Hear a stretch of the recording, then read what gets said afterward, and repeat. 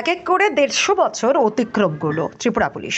এই দীর্ঘ চলার পথে ব্যর্থতা যেমন আছে, তেমনি আছে বহু সাফল্যের নজির, যা আজ ত্রিপুরা পুলিশকে মর্যাদার আসনে অধিষ্ঠিত করেছে। জঙ্গল যুদ্ধ এবং কাউন্টার ইনসার্জেন্সি প্রশিক্ষণপ্রাপ্ত ত্রিপুরা স্টেট রাইফেল বাহিনীর কদর আজ গোটা দেশ জুড়ে। সেই ঐতিহ্যবাহী ত্রিপুরা পুলিশ অন্যান্য বছরের ন্যায় এবছরও পালন করেছে পুলিশ সপ্তাহ। বুধবার এডিনগর মনোরঞ্জন দেববর্মা স্মৃতি পুলিশ গ্রাউন্ডে মুখ্যমন্ত্রীর হাত ধরে উদ্বোধন হলো পুলিশ সপ্তাহের।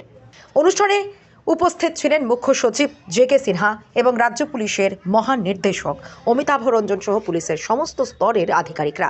মুখ্যমন্ত্রী প্যারেডের অভিবাদন গ্রহণ করেন, পাশাপাশি শহীদদের প্রতি শ্রদ্ধা নিবেদন করেন। বেস্ট পুলিশ আধিকারিক এবং অবসরপ্রাপ্ত পুলিশ আধিকারিকদের বিভিন্ন ক্যাটাগরিতে এদিন 15টি পুরস্কার তুলে দেন মুখ্যমন্ত্রী।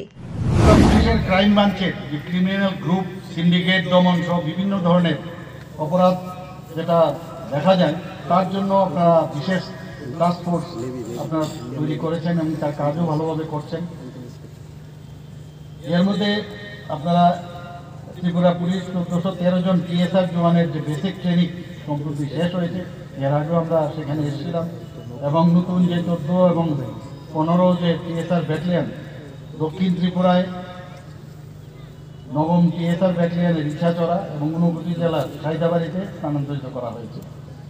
আমরা সবাই জানি যে ত্রিপুরার যে টিএসআর বাহিনী সারা ভারতবর্ষের মধ্যে তার একটা উল্লেখযোগ্য স্থান ওনারা দখল করেছেন, এবং সেই কারণে দিল্লি এবং ছত্তিশগড়ে আমাদের দুটো টিএসআর ব্যাটালিয়ন ওখানে মোতায়েন করা আছে। টিএসআর দ্বিতীয় ব্যাটালিয়নকে রাজ্যের বাইরে দিল্লি পুলিশের সাথে আইন শৃঙ্খলার দায়িত্ব পালনের জন্য মোতায়েন করা হয়েছে। এখানে 5 বছরে থানার সংখ্যা ছিল 81, সেটাকে এবার আমরা বাড়িয়ে 101টি করেছি, এবং 101টির মধ্যে যে 87টি বর্তমানে চালু রয়েছে। কিছু যে নিয়মাবলী সেটাকে যদি আমরা কমপ্লিট করি, তাহলে বাকি 4টা যে থানা সেটারও উদ্বোধন আমরা শীঘ্রই করব।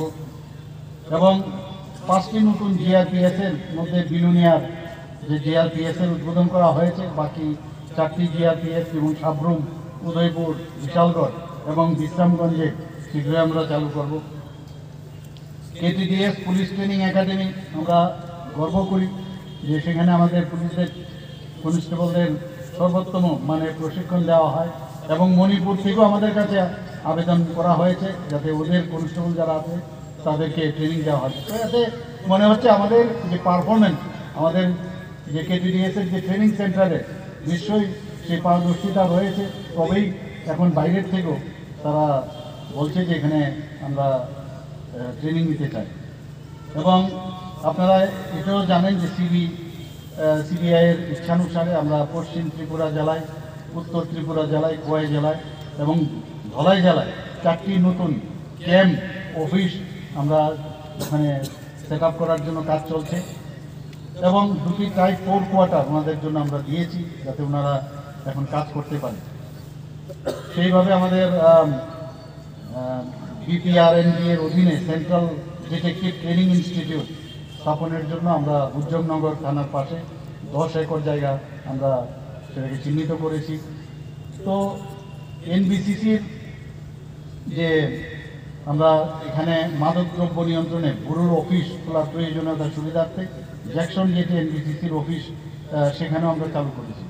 তো সার্বিকভাবে আমরা চাইছি যে পুলিশ কোনো জায়গার মধ্যে পুলিশ বাহিনীর যেসব ইনফ্রাস্ট্রাকচারের যদি কোনো অসুবিধা হয়, কোনো জায়গায় যদি দেখা যায় যে তাদের বেসিক যে এমিনিটি সেইগুলো যদি সমস্যা হয়, নিশ্চয়ই আমাদের সরকার আমরা দেখবো আমরা নিশ্চয়ই।